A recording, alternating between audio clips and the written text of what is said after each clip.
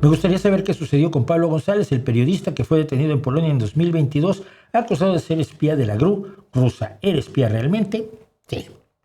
A ver.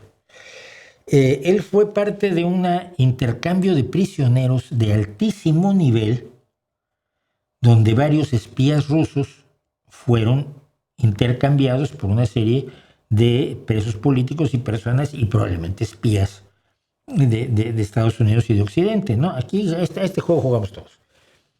Y uno de los que fueron recibidos en ese avión por Putin, encantados de la vida, fue Pablo González. Pablo González ha seguido haciendo propaganda rusa, pero ahora desde Rusia. No puede salir mucho porque todo el mundo sabe que es un espía, pero un espía. Yo me acuerdo cuando estaban todos diciendo libertad para, bueno, no todos, los de Canal Red, libertad para Pablo González, pobrecito periodista encerrado. No era un periodista.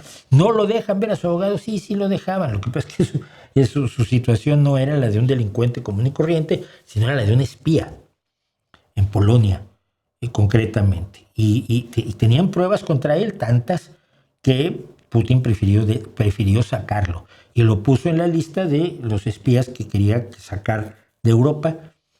Y salió, y la llegada del avión, están los vídeos de la llegada del avión de Pablo y de todos los otros liberados rusos, del intercambio de presos, el más grande intercambio de presos, me parece, desde el fin de la Guerra Fría. Y ahí está. Y todos los que dijeron que era un pobrecito periodista víctima de los malvados. Mira.